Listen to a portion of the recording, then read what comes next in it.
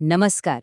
आज आपण एक अशा विषयावर बोलणार आहोत जो खरं तर आपल्या सगळ्यांच्या आयुष्याला कुठेतरी कधीतरी नक्कीच स्पर्श करतो. तो विषय आहे आपल्या आयुष्याचे अदृश्य नियम. हो, असे काही नियम जे आपल्या नकळत आपल्याकडून काही निर्णय घ्यायला लावतात, काही गोष्टी करायला लावतात आणि सगळ्यात महत्त्वाचं म्हणजे हे नियम, हे सबकॉन्शियस पॅटर्न्स कसे बदलायचे यावरही आपण आज बोलणार आहोत. कधी विचार केलाय का की आपल्या आयुष्यात काही गोष्टी त्या पुन्हा पुन्हा का घडतात? असं वाटतं की आपण जणू काही एकाच चक्रात अडकून पडलो आहोत. हा जो प्रश्न आहे ना, हाच आपल्या आजच्या चर्चेचा केंद्रबिंदू आहे. आणि ही भावना काही एकट्या दुकट्याची नाहीये.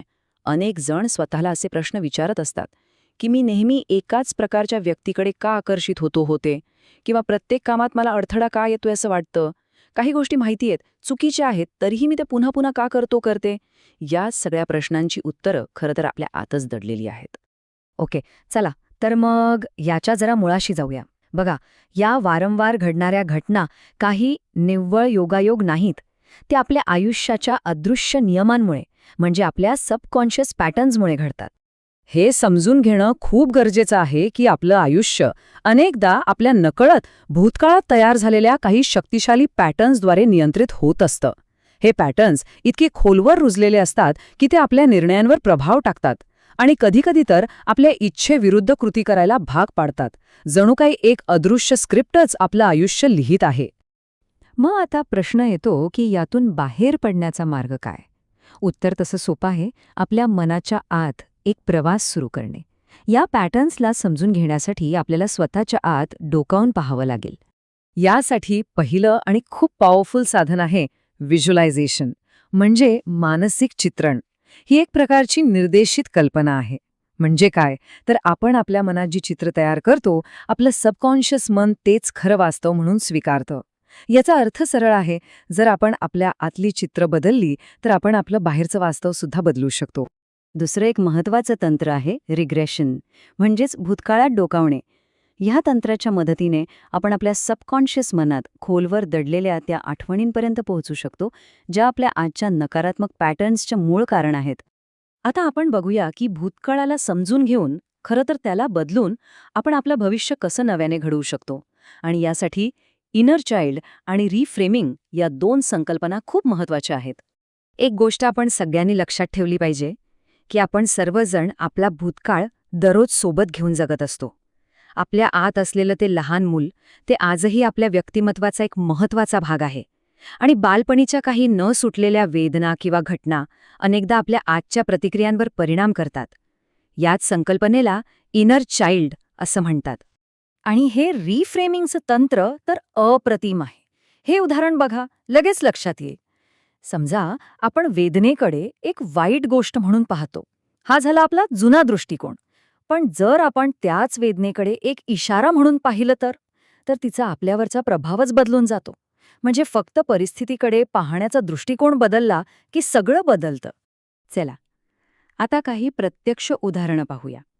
म्हणजे तुम्हाला कळेल की हे बदल केवळ पुस्तकी ज्ञान नाही, तर अनेक लोकांनी हे प्रत्यक्ष अनुभवलेलं आहे. सगळ्यात पहिलं आणि आपल्या सगळ्यांना माहिती असलेलं उदाहरण म्हणजे वाल्याकुळ्याचं.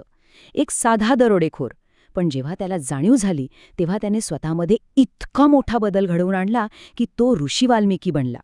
दुसरं उदाहरण आहे सम्राट अशोकाचं. कलिंगच्या युद्धातला रक्तपात पाहिल्यानंतर त्यांचं हृदय परिवर्तन झालं आणि त्यांनी हिंसाचाराचा पूर्णपणे त्याग केला आणि ते शांती आणि अहिंसेचे पुजारी बनले. आणि हे एक आधुनिक काळातलं खूप प्रेरणादायी उदाहरण आहे.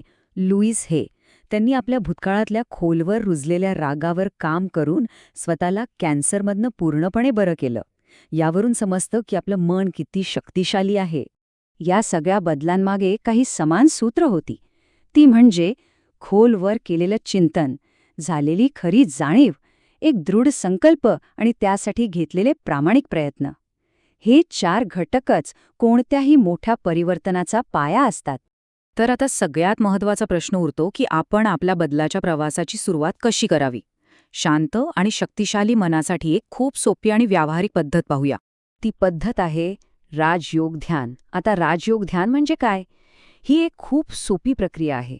यात आपण स्वतःला शरीर न समजता एक आत्मा, एक ऊर्जेचा बिंदू समजतो आणि मग त्या सर्वोच्च शक्तीशी म्हणजे परमात्म्याशी स्वतःला जोडतो, जेणेकरून आपल्या आत असलेल्या शांती आणि शक्ती यांसारख्या मूळ गुणांना आपण पुन्हा जागृत करू शकतो. आणि याची सुरुवात करणं तर खूपच सोपं आहे. पहिली पायरी, फक्त विश्वास ठेवा की तुम्ही शरीर नाही तर एक आत्मा आहात, एक ज्योतिबिंदू. दुसरी, तुमचा मूळ स्वभाव हा शांती आहे हे समजून घ्या. तिसरी, त्या परमात्म्याला आठवा जो सर्व गुणांचा स्रोत आहे. आणि चौथी आणि शेवटची पायरी, या कनेक्शनवर आणि त्याच्या गुणांवर शांतपणे चिंतन करा. तर हे ज्ञान फक्त ऐकून न ठेवता ते कृतीत कसं आणायचं हा खरा प्रश्न आहे. जर तुम्हाला या सगळ्या संकल्पना अधिक सोप्या पद्धतीने काही प्रॅक्टिकल टूल्स अँड टेक्निक्स वापरून शिकायच्या असतील तर तुम्ही मुंबईच्या कॉर्पोरेट ट्रेनर आणि लाईफ कोच महक पंजाबी यांच्याशी संपर्क साधू शकता. त्या अशा विषयांवर गायडेड बुक रीडिंग सेशन्स घेतात आणि नोटबुक सारख्या AI टूल्सचा वापर करून शिकणं अधिक सोपं आणि प्रभावी करतात. अधिक माहितीसाठी तुम्ही स्क्रीनवर दिलेल्या व्हॉट्सॲप नंबरवर संपर्क साधू शकता. तर मग आजच्या या संपूर्ण चर्चेनंतर मी तुम्हाला एक शेवटचा प्रश्न विचारतो. तुमच्या आयुष्यातलं असा कोणता एक पॅटर्न आहे जो बदलायला तुम्ही आत्तापासून सुरुवात करणार आहात? यावर नक्की विचार करा. तुमचं उत्तरच तुमच्या बदलाची पहिली पायरी असेल.